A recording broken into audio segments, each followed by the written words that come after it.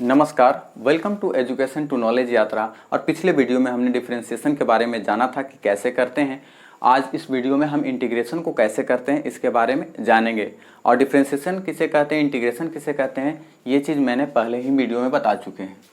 तो देखिए, सीधा सीधा आते हैं मुद्दे पर।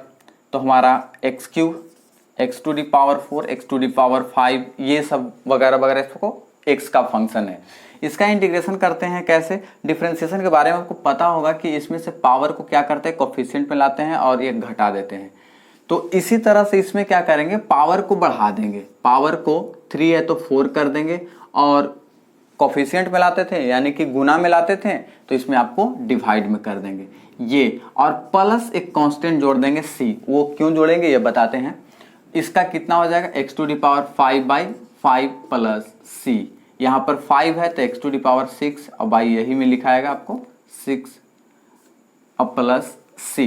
इसी तरह से अगर मान लेते हैं कि x cube plus x to the power 4 यदि रहे तो इसका करना है, तो उसी तरह से हो जाएगा।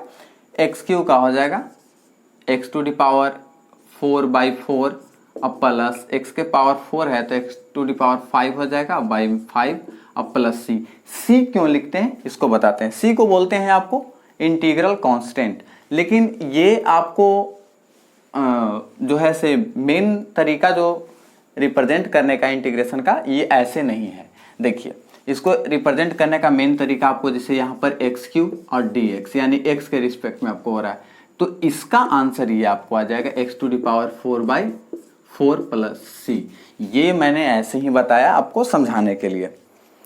अब समझते हैं कि सी क्यों देते हैं, यानी इंटीग्रल कांस्टेंट इसको बोलते हैं, ये क्यों देते हैं। तो आई होप इतना समझ गए होंगे। तो आप एक्स टू दी पावर 7 का बता ही सकते हैं, एक्स टू दी पावर 8/8 ये चीज़। अब सी क्यों देते हैं इसको समझते हैं। देखिए, इंटीग्रेशन जो है से डिफरेंशिएशन का ही इन्वर्स प्रोसेस है। कैसे, देखिएगा, मैं एक फंक्शन का इंटीग्रेशन डिफरेंशिएशन करूंगा पहले, उसके बाद इंटीग्रेशन करूंगा, तो वही आपको आ जाएगा, लेकिन कुछ गड़बड़ होगा भी। देखिए, फॉर एग्जांपल मैंने x to the power 3 plus x square ये फंक्शन लिए और इसका हम डिफरेंशिएशन किए। तो डिफरेंशिएशन करेंगे तो इसका कितना हो जाएगा, ये मल्टीप्लाई में आएगा 3x टू दी पावर 2 यानी 3x स्क्वायर, अब प्लस ये आएगा 2x। ये आपको dy बाई dx है। यदि y इक्वल टू इतना है तो dy बाई dx का वैल्यू इतना आया। अब इंटीग्रेशन डिफरेंशिएशन का इन्वर्स प्रोसेस होता है, तो जब हम इसको इंटीग्रेशन करेंगे तो ये आ जाएगा कैसे, 3x स्क्वायर dx अब प्लस यहाँ पर 2x dx। यही आपको काम करना है। तो ऐसे रिप्रेजेंट कर सकते हैं, और डायरेक्ट अगर करना चाहें तो ऐसे, देखिए इसको कर देते हैं, ऐसे रिप्रेजेंट होता है। लेकिन हम लोग डायरेक्ट आम भाषा में समझना है, क्योंकि हम लोग को उतना भी नहीं पढ़ना है, हम लोग को बस सिर्फ न्यूमेरिकल तक आ जाए। तो देखिए, इसमें क्या करते हैं, 3x में पावर जोड़ते हैं एक, यानी एक्स क्यूब, अब बटे पावर को ही नीचे लिखते हैं या इस हिसाब से। अब प्लस 2x में पावर जोड़ेंगे तो एक्स स्क्वायर अब बाई 2, यहाँ से ये खत्म, यहाँ से ये खत्म, अगेन एक्स क्यूब अब प्लस एक्स स्क्वायर आ गया। यानी कि हम जब इंटीग्रेशन किए तो ये हमारा आ गया वही से। लेकिन सी क्यों लेते हैं अब समझते हैं। यदि हमारा फंक्शन ये है तो ऐसे आ गया। यदि हमारा फंक्शन रहता, मान लेते हैं कि से एक्स टू दी पावर 4 अब प्लस 2, इस हिसाब से यदि हमारा फंक्शन रहता तो देखिए क्या करते से, इसका डिफरेंशिएशन एक बार कीजिए। तो डिफरेंशिएशन इसका कीजिएगा तो dy by dx equal to हो जाएगा 4x क्यूब, अब प्लस कांस्टेंट का 0 होता है, मैंने पहले ही बताया, तो 0 हो जाएगा, तो इसको छोड़ देते हैं 4x क्यूब। अब यदि हम 4x क्यूब का इंटीग्रेशन करेंगे तो ये हमारा आना चाहिए। तो देखिए, 4x क्यूब का हम इंटीग्रेशन कर देते हैं सिंपली, तो y इंटू डी एक्स, इसका हम इंटीग्रेशन करते हैं। तो 4 और x क्यूब का x टू दी पावर 4/4 ये, अब यहाँ से ये कट गया तो कितना आया, x टू दी पावर 4। अब ये x टू दी पावर 4 के इक्वल तो है नहीं, प्लस में 2 है, तो प्लस में जो कांस्टेंट लिखा हुआ है इसी को लिख देते हैं कि कांस्टेंट प्लस में हो सकता है, मे बी ये हो सकता है। और इसी तरह से हम लोग c इंटीग्रेशन के बाद बैठाते हैं। तो आई होप इसको समझ गए होंगे और इंटीग्रेशन करने का आप रूल भी समझ गए होंगे।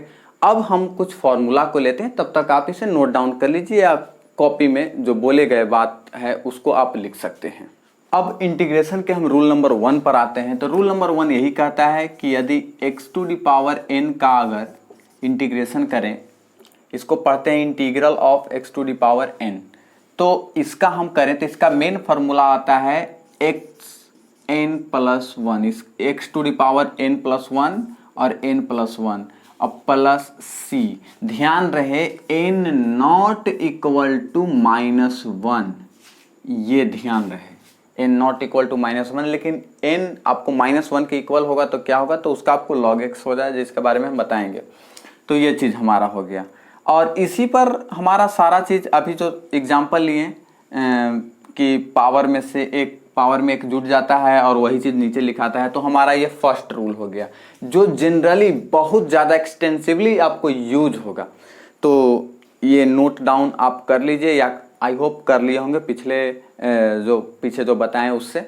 अब थोड़ा सा ट्रिगोनोमेट्रिक फंक्शन का लिख देंगे, उसके बाद फिर हम इसका आपको जो हम लोग इसके कुछ प्रॉपर्टीज हैं उसको लिख देंगे जो ज़्यादा यूज आते हैं। तो ये इंटीग्रेशन का कुछ फॉर्मूला है जो बिल्कुल डिफरेंशिएशन के ही उलट है। जैसे हाँ, ये वाला थोड़ा सा समझना है, 2 को 1 को समझा चुके हैं, तो 1 जैसा ही आपको 2 है, dx का इंटीग्रेशन x। आपको बताया थे कि dx यदि छोटा पार्ट है तो x बड़ा पार्ट है। तो dx का इंटीग्रेशन x कैसे, देखिए यहाँ पर यदि dx लिखा हुआ है तो समझ लीजिए ये आपको x टू दी पावर 0 या यहाँ पर 1 लिखा हुआ है 1 इंटू dx, या कोई कांस्टेंट है, यहाँ पर एक ही कांस्टेंट है, हमेशा रहेगा, मतलब 1 तो मल्टीप्लाई में सबका रहता ही है। तो x to the power 0 into dx। अब x टू दी पावर 0 मतलब कि x में पावर जोड़ेंगे 1 और बटा में 1 यही लिखेंगे प्लस c, तो it becomes x plus c।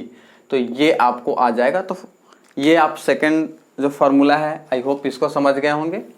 अब आपको ये जो आपको है साइन x का इंटीग्रेशन माइनस कॉस x, देखिए आपको साइन x था, साइन x का डिफरेंशिएशन आपको क्या था, कॉस x था, तो इसमें माइनस आपको हो जाएगा। इसी हिसाब से बाकी सारा आप कंपेयर करके फार्मूला को देखिएगा तो लगभग आपको आ जाएगा। ये चीज़ है। हाँ, एक इंटीग्रेशन के रूल को और समझना है। ये तो हम लोग लिख देते हैं बटा में जो उसका कोफिशिएंट रहता है, ये जो आपको स्क्वायर में या फिर जो ऊपर पावर रहता है उसको लिख देते हैं। लेकिन क्या हो यदि रहे हमारा साइन 2x का इंटीग्रेशन, तो साइन 2x का तो वही साइन x ही करेंगे अपना काम। साइन x का होता है माइनस कॉस 2x, अब बटा में बाई कोफिशिएंट ऑफ x यानी 2 अब प्लस c, तो इसका ये हो जाएगा। ये ध्यान रहे कि जो x के कोफिशिएंट में से 2 रहे तो 2 नीचे लिखाएगा, 3 रहे तो 3 लिखाएगा। ये ज़्यादातर आपको AC करंट वाले चैप्टर में आपको मिल जाएगा। तो ये हमारा हो गया। अब कुछ इसके प्रॉपर्टीज पर आते हैं, तब तक ये आप फार्मूला को नोट डाउन करिए। इंटीग्रेशन के प्रॉपर्टीज को समझने के पहले हम लोग डिफिनिट इंटीग्रेशन के बारे में थोड़ा सा जान लेते हैं। तो डिफिनिट इंटीग्रेशन कुछ नहीं है, इसमें हम एक कांस्टेंट वैल्यू लेकर के चलते हैं। फॉर एग्जांपल हम यहाँ पर लिख दिए x dx, या फिर यहाँ पर पावर भी लिख सकते हैं, x स्क्वायर भी लिख सकते हैं। और ये अब तक तो इनडिफिनिट है, लेकिन जैसे इसमें हम लिमिट लगा दें 1 और यहाँ पर यदि 3 कर दें 1 to 3, यानी 1 से लेकर के 3 तक हम जब इंटीग्रेशन करेंगे तो हमारा लिमिट लगा हुआ है इसमें। अब ये लोअर लिमिट इसको कहते हैं and this is called upper limit. तो इसका क्या होगा, तो x का x स्क्वायर, चूंकि 1 है पावर यहाँ पर, तो 2 हो जाएगा और अपॉन 2, और इसी को हम लोअर लिमिट 1 और 3 रखेंगे। अब हमें यहाँ से क्या करना है, इसको अपर लिमिट को यहाँ रखना है और फिर घटाना है लोअर लिमिट को रख करके। जैसे देखिए एक्स स्क्वायर बाई 2 है, तो x के जगह पर सबसे पहले हम रख देंगे अपर लिमिट यानी 3 और माइनस फिर x के जगह पर 1 रखेंगे क्योंकि लोअर लिमिट 1 है, 1 का स्क्वायर अपॉन 2। तो यहाँ से हमारा आ जाएगा 9/2 माइनस 1 का स्क्वायर 1/2। तो इट बिकम्स आपको कितना हो जाएगा 9 माइनस 1/2 यानी कि 8/2 यानी कि 4। तो ये आंसर आ जाएगा। और डिफिनिट इंटीग्रेशन का आंसर हमेशा डिफिनिट ही आएगा, चाहे आप किसी भी वैल्यू से किसी भी मेथड से किसी भी तरीके से आप बनाएंगे तो उतना ही आपको आएगा। आई होप डिफिनिट इंटीग्रेशन को समझ गए होंगे। तो डिफिनिट इंटीग्रेशन का आपको फार्मूला क्या बनेगा, तो यहाँ पर लिख सकते हैं डिफिनिट इंटीग्रेशन का मेन फार्मूला। यहाँ पर मान लेते हैं fx है, fx यहाँ पर dx और यहाँ से a to b लिमिट है, तो यहाँ पर हम क्या करेंगे fx का इंटीग्रेशन आपको आ जाएगा f a, पहले b रखेंगे अपर लिमिट को, और या फिर यहाँ पर ऐसे लिख सकते हैं fx a to b इसको, और इसी को आप लिख सकते हैं f b minus f a, और यही आपको हो गया। तो ये मेन फार्मूला आपको हो गया डिफिनिट इंटीग्रेशन करने का। इसे आप नोट डाउन कीजिए, उसके बाद फिर आगे बताते हैं। डिफिनिट इंटीग्रेशन का आपको फर्स्ट प्रॉपर्टी देखिए क्या है से, ये ए टू बी आपको है या यहाँ पर आपको कोई फंक्शन रहेगा तो इतना का वैल्यू जो आएगा, यदि लिमिट को पलट दें तो हमारा साइन बदल जाएगा, यानी कि minus b to a f x d x, ये हमारा हो गया। इसको वेरीफाई आप कर सकते हैं ऐसे। फॉर एग्जांपल यदि हम मान लेते हैं कि एक्स स्क्वायर का 0 से हमको 2 इंटीग्रेशन करना है dx, तो यहाँ पर हमारा जितना वैल्यू आएगा देखिए एक्स स्क्वायर का आ जाएगा x³ 0 से 2, तो ये हो जाएगा आपको 1, ये बाहर भी लिया जा सकता है यानी 1/3 और x³ और 0 to 2, और यहाँ पर रखेंगे 2 और घटाएंगे 0 तो 1/3, यहाँ पर 2 का क्यूब और माइनस 0 का क्यूब, तो ये आपको हो जाएगा 1/3, 8 माइनस 0 इट बिकम्स 8/3। तो 8/3 हमारा आया। अब देखिए अगर हम माइनस यहाँ पर लगा दें, माइनस यहाँ पर हमको करना है b और a है, तो b कितना है 2 से अगर 0 करें और फिर हम करें x² dx, तो ये भी उतना ही तक आ जाएगा 1/3 x³ और माइनस में यहाँ पर माइनस रहेगा और 2 to 0, तो ये हमारा यदि कैलकुलेट करते हैं तो ये माइनस आपको यहाँ पर माइनस रहेगा और यहाँ पर आ जाएगा -8/3। तो ये आपको हो जाएगा, आपको टोटल आप कैलकुलेट जब आप कीजिएगा, जैसे इसका रखिएगा 0 तो फिर ये वाला उल्टा हो जाएगा, तो इट बिकम्स -1/3 और इसका हो जाएगा आपको -8, तो हो जाएगा अगेन 8/3। तो ये हमारा प्रॉपर्टीज पहला हो गया। एक और प्रॉपर्टीज है, इसे आप नोट डाउन कर लीजिए और एग्जांपल लेकर के बनाइए। ये आपको एक दूसरा प्रॉपर्टीज है। देखिए इंटीग्रेशन में हम लोग जोड़ते हैं, तो फॉर एग्जांपल ये एक लाइन है और ये हमारा lower limit a and this is your upper limit b, और एक हम मान लेते हैं कि कोई बीच में c भी है। तो हमें इसको जब इंटीग्रेट करना है मीन्स जोड़ना है, तो हम a से b तक भी नाप सकते हैं या फिर a से c तक नापें और c से फिर b तक नापें तो भी हमारा हो जाएगा। तो a सबसे छोटा होगा, b मिडिल पोर्शन का होगा, c मिडिल पोर्शन का होगा और b सबसे बड़ा होगा। तो हम क्या करेंगे, a to b अगर इंटीग्रेशन करना है तो a to c कर लेंगे और देन जोड़ देंगे c to b को। तो इसको अगर हमें करना है, इसका 8/3 आया था, पीछे हमने किए इसको कैलकुलेशन। तो इसको 8/3 देखिए, इसको दो पार्ट में जब हम स्प्लिट करते हैं तो क्या आएगा से 0 to 2 है, तो हम क्या करेंगे, इसको ऐसे लिख सकते हैं x² 0 to 1 और प्लस यहाँ पर 1 to 2 x² dx, यहाँ पर dx होगा x² dx। ये अब इसको जब हम सॉल्व आउट करेंगे तो ये आपको x³ 0 to 1 plus x³ again 1 to 2 1/3 1 का क्यू यदि करेंगे तो 1 ही हो जाएगा और 0 का क्यू करेंगे तो 0 ही हो जाएगा, तो इतना आपको आ जाएगा। इसमें 1/3 अगर यहाँ पर 2 रख करके क्यू करेंगे तो हमारा आ जाएगा कितना 8 और माइनस ये वाला अगर इसका 1 का क्यू करेंगे तो 1 आ जाएगा, तो ये हो जाएगा 1/3 और प्लस ये आपको 7/3 हो जाएगा और ये अगर ऐड करेंगे तो 1 + 7/3 मीन्स 8/3 आपको आ जाएगा।